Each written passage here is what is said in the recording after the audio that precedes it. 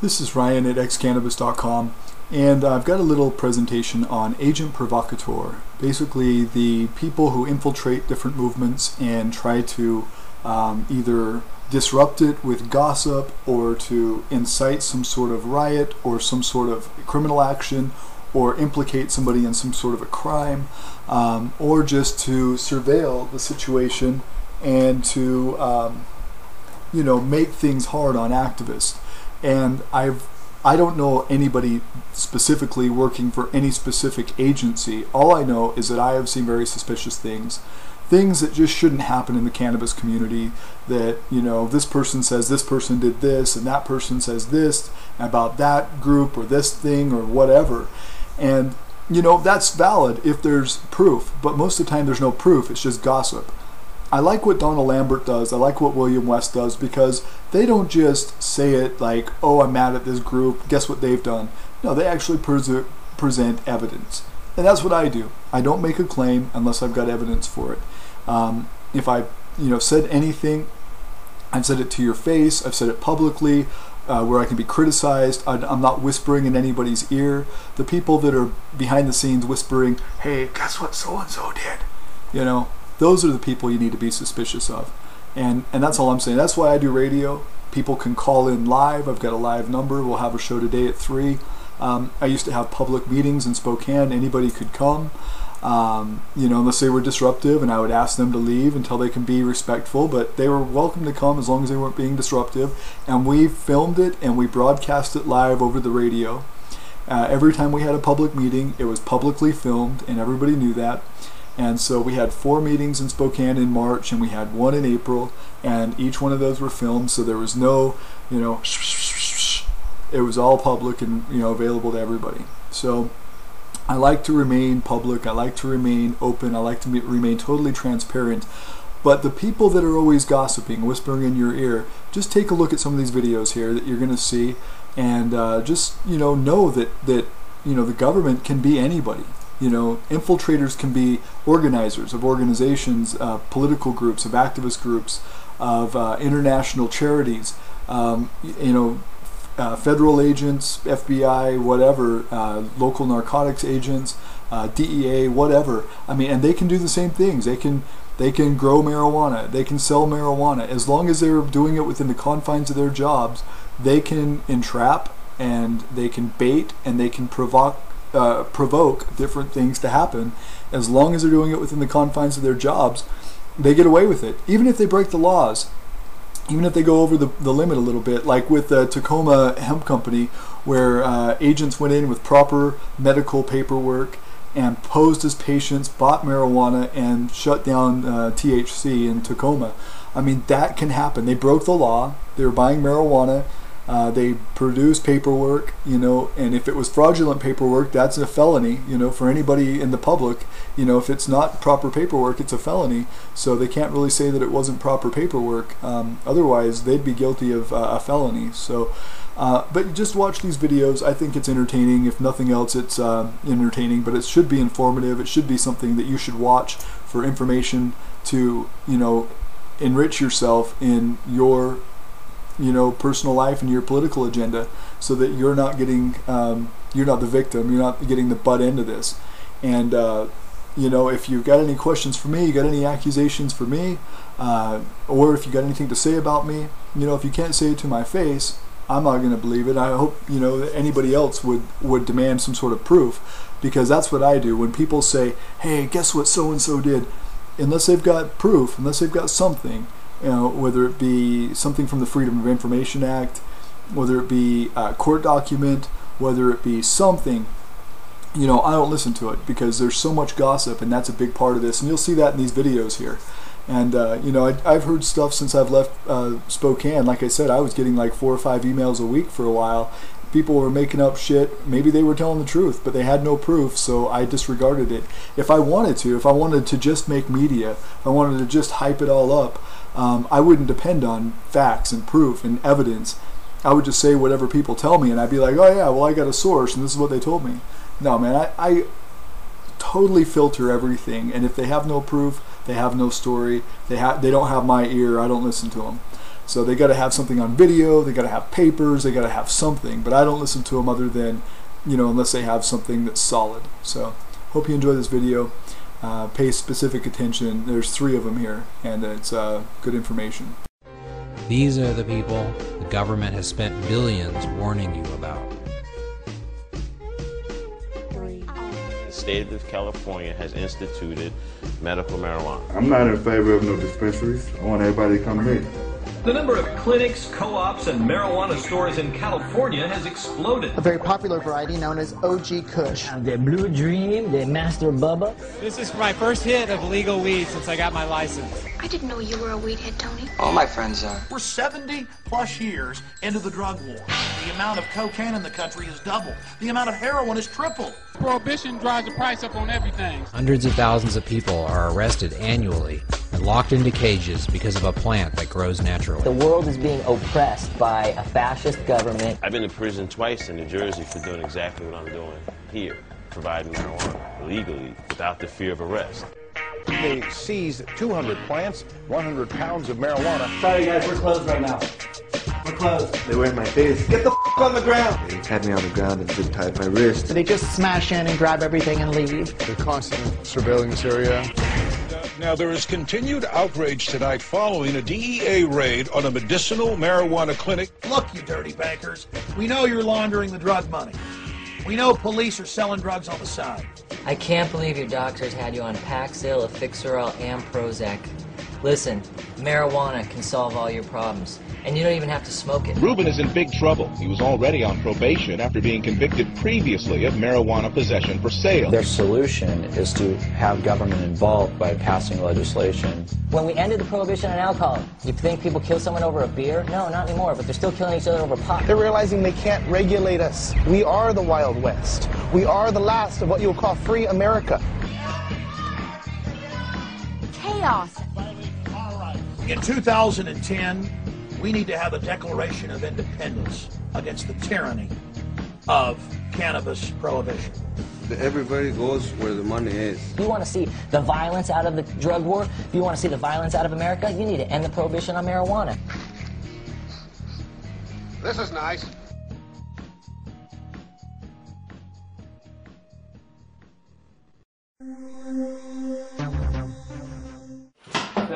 How ridiculous. Yeah, no, that was quite an atmosphere. That was developed then, you know. My name is Deb Nitschney, and I'm a member of the Committee to Stop FBI Repression. On September 24th, there were unspeakable actions that took place in this state and other states where the FBI raided and subpoenaed numerous individuals, and since that date, the FBI repression and investigation has expanded so that now there is a total of 23 that have been subpoenaed before a grand jury. My name is Jess Sundin, Jess Sundin, and I'm a member of the Anti-War Committee. We are here today to express outrage that our democratic rights have been violated by a government operation of spying, infiltration, and disruption of our anti-war movement, which was carried out over the course of at least 2.5 years. In April of 2008, a law enforcement officer, Karen Sullivan, joined the Anti-War Committee.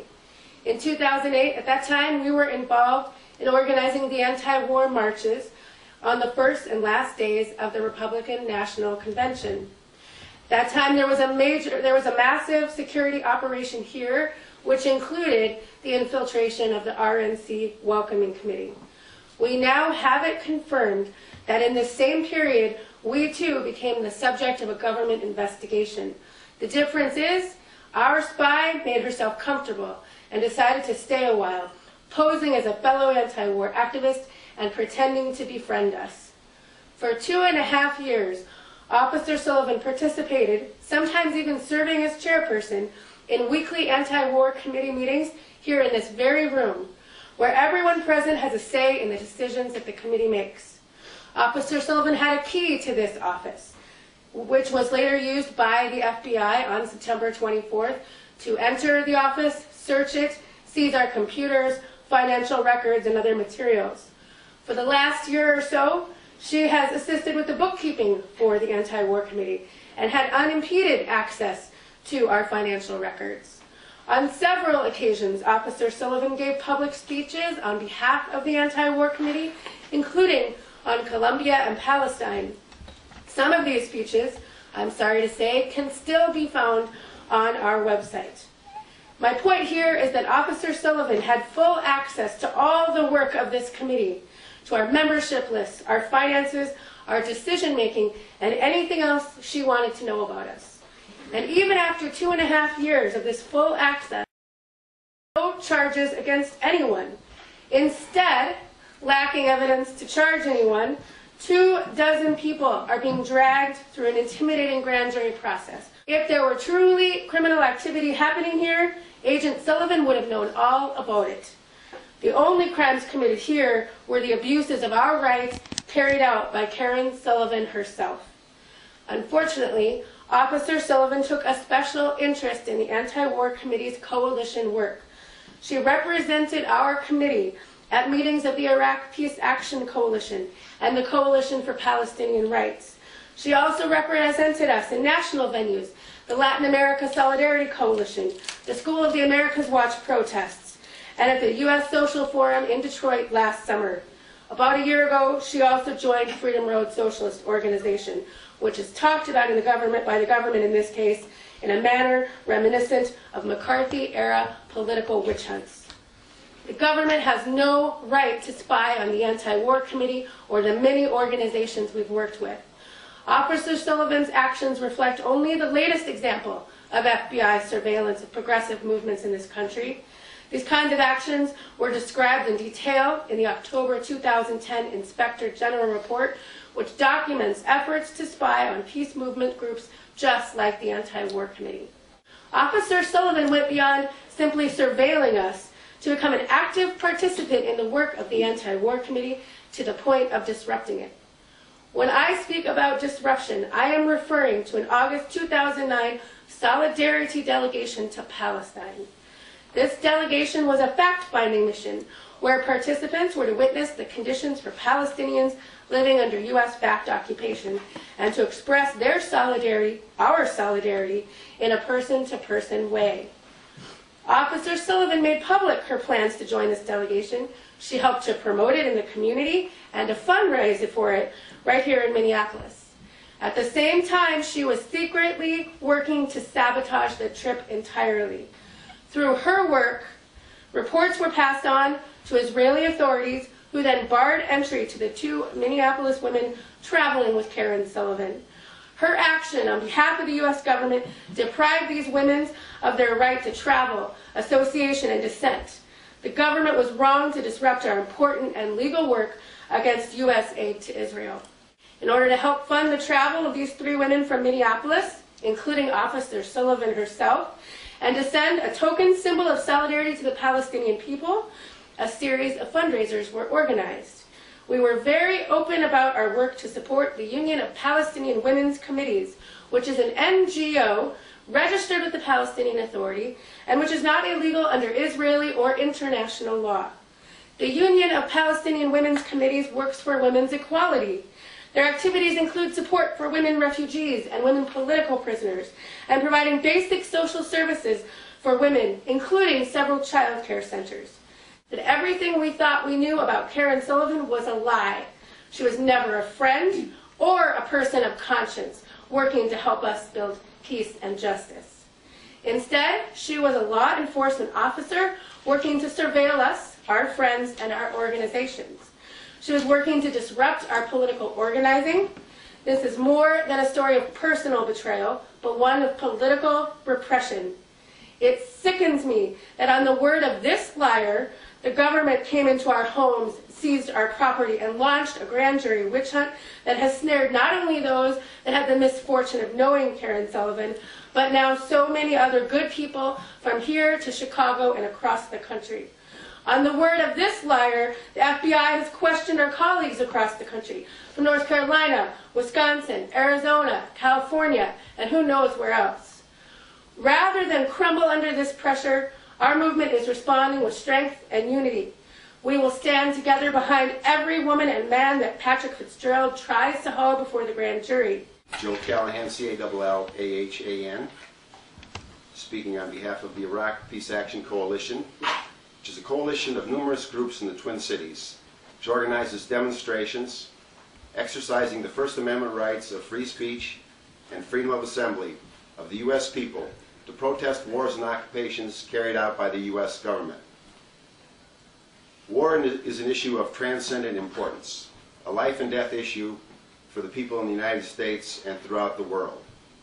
The U.S. wars and occupations of Iraq and Afghanistan have cost the lives of over 5,000 U.S. soldiers and many hundreds of thousands of lives of Iraqis and Afghans. Spying is an illegal violation of the rights of the people and has a chilling effect on the exercising of constitutional rights.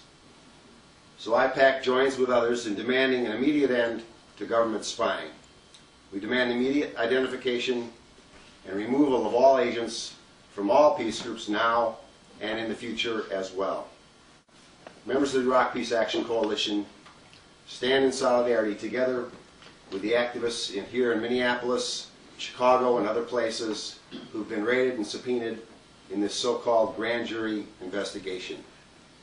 And we will stand together with them, come what may, until the end of this witch hunt.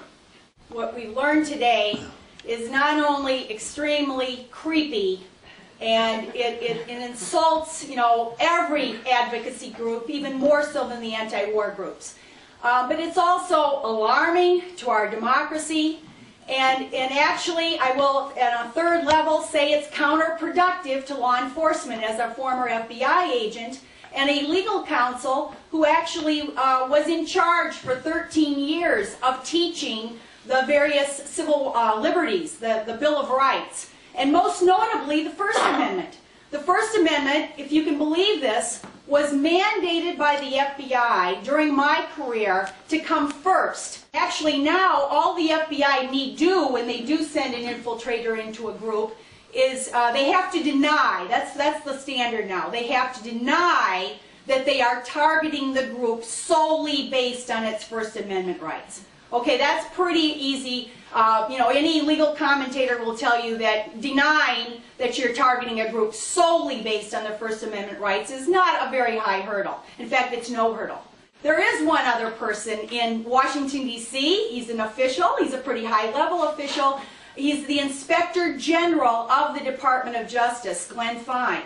And he has actually found now repeated instances, not just here in this case, but he's found the Thomas Merton Center in Pennsylvania, environmental groups, Greenpeace, all of these groups now have government spies that are insinuated into the groups. Code Pink organized event, they were actually Code Pink at the time in the early summer of 2008. They were planning to make these giant pink puppets, these giant puppets that you see at the May Day parade.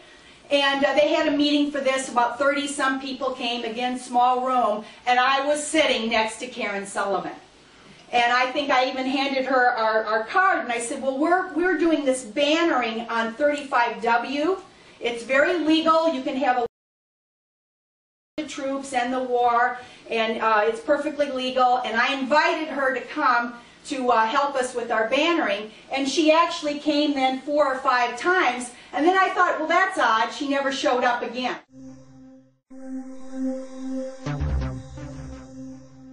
Well, there's quite the story coming out of the UK in the last few days. Mark Kennedy, a Metropolitan Police officer who infiltrated and lived in deep cover for 7 years with environmental activists, seems to have switched sides. He first infiltrated with the fake identity of Mark Stone in 2003.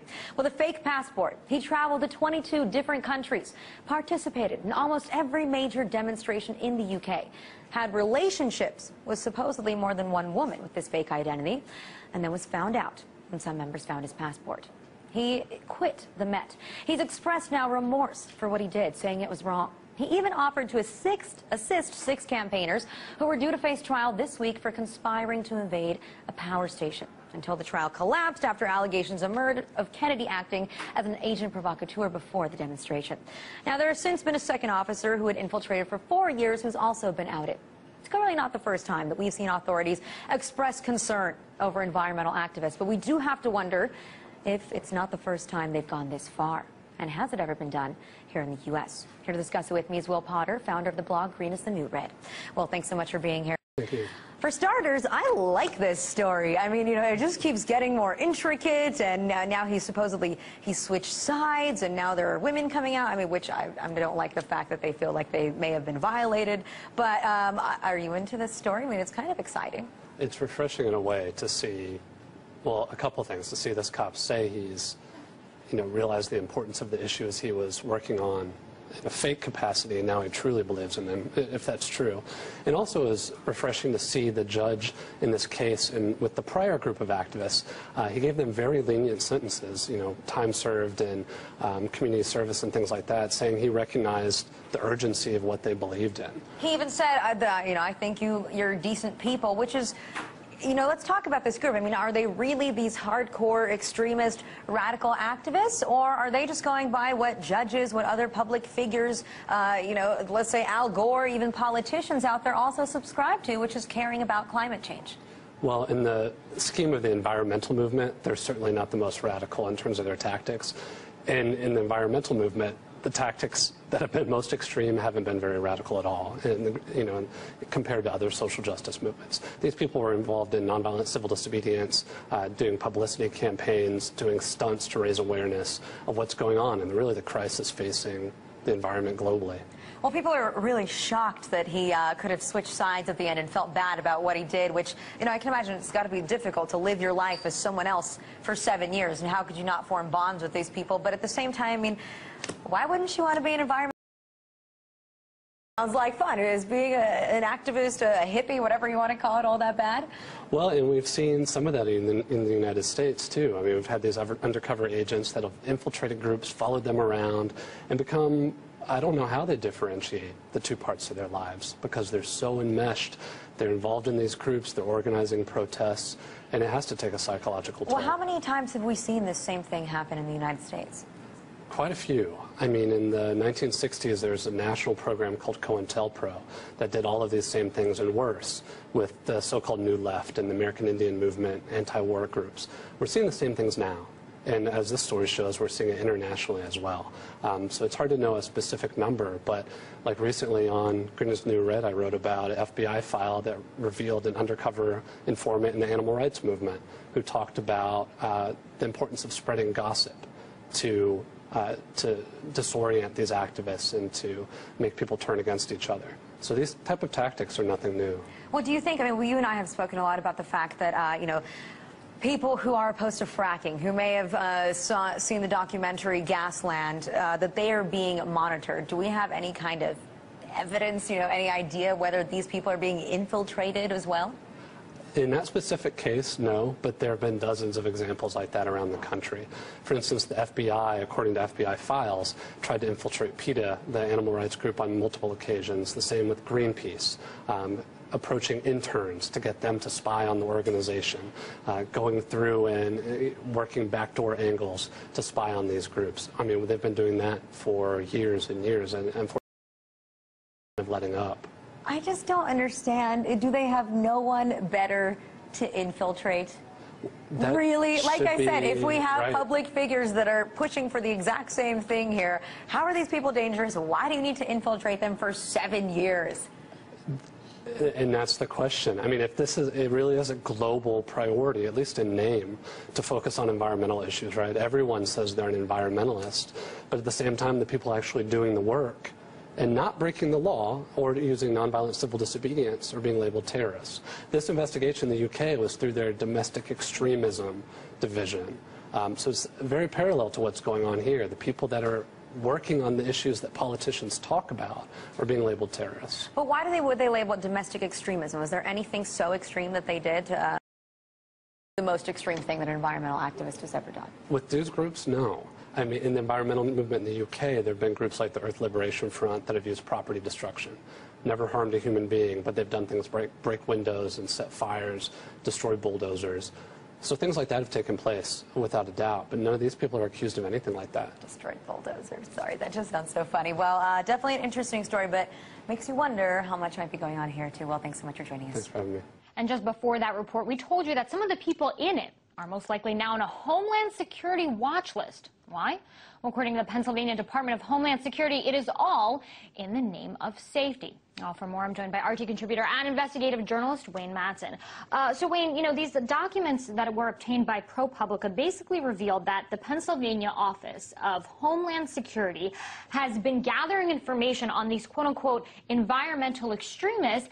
But here we see that a lot of these people were just peacefully protesting, you know, fracking and voicing their opposition to it. So what is going on here? Well, it's even worse. Last week it was reported that the contractor hired by the Department of Homeland Security, Institute of Terrorism Research and Response, an Israeli company, was conducting this spying on not just people opposed to the Marcellus Shale formation fracking, but also people who were out protesting for gay rights, protesting against the BP oil spill in the Gulf, people who were animal rights people, so forth and so on. So it's bad enough we have Blackwater Z doing a lot of this in the United States, and now we're outsourcing this type of espionage for people exercising their First Amendment rights to an Israeli firm. But you have DHS money, government money being pumped into this, right? $125,000. Governor Ed Rendell said, he said in a statement, he was appalled and shocked. Right, he apologized for it. He, you know, publicly came out against it. He also knows about it because it was his office, the Director of Homeland Security, James Powers, let this contract. He's trying to act like he doesn't know anything about it. But we also have this ITRR spying on a Pittsburgh City Council meeting that was opposed to this fracking. So there's a lot of questions being raised. Also, people in Lackawanna and Beaver counties in Pennsylvania were spied upon. Now, the Pennsylvania Senate and House wants to investigate, but they're stopping short of a full investigation. They're just happy to have the reports issued by this ITRR made public, but it seems like there's a little bit of cold feet, probably because it involves an Israeli firm, and in Pennsylvania they don't want to go. They don't want to go there, obviously. Well, speaking of Pittsburgh, the said, quote, "It is clear to me that this is designed to have a chilling effect on speech in this country by telling people that you will be watched at public hearings," pretty much saying that the documents are real, but the content in the documents, to quote him, is quote-unquote rubbish. But Wayne, the other thing that's troubling here is that these documents sort of strongly suggest that Pennsylvania is taking sides here, you know, siding with the OHS. Oh, absolutely. And I think it needs to be pointed out that Ed Rendell has run one of the most corrupt administrations in the history of Harrisburg. There's been a lot written about the corruption. This is in line with all the other outrages we've seen. Now, he's a lame duck governor. He's leaving office. But, you know, when he lets a contract to a company that operates out of a post office box in Philadelphia and another one in Jerusalem, I think there needs to be a full-scale investigation. President Obama's there in Pennsylvania today campaigning for Joe Sestak. It would be nice to see him ask for an investigation, but I think I'm not holding my breath on that one either. Well, you know, the other interesting thing is that these documents were also sent, as I understand it, to these oil and gas companies. I mean, why? Well, this is the old, you know, this goes back in U.S. history where the police used to do strike breaking against unions. It puts the police and the intelligence services in line with protecting the rights of the corporations against the rights of the people. Here we have just another example of that. It's a long line. We have a long line in U.S. history of these types of outrages. So you're saying that this is a violation on people's rights? I guess, you know, the question that we had, and we were discussing this in our editorial meeting, is, you know, why would someone, I mean, this is not a national security issue if you're against fracking. I mean, why would these names, why would this information be given to these oil and gas companies? All that much sense? Well, and the other thing is, in the documents we've seen from this ITRR, they talk about the potential for violence. These are people. I mean, there were a few violent incidents. Well, we can't gloss over that. But, you know, let's look at this in the broader context. Right. I mean, these are people out there holding peaceful demonstrations, and now they know they were spied upon. But look, during the Iraq war, the lead up to it, we know that the Pentagon had a similar group that was surveilling anti-war protesters. They expanded that to other groups, especially in Maryland. So it's not just confined to Pennsylvania, but it shows we have a real problem in this country with these private entities doing the dirty work for the government and spying on innocent civilians exercising their First Amendment rights. That's certainly an interesting story. RT contributor and investigative journalist Wayne Matson, thanks for your time.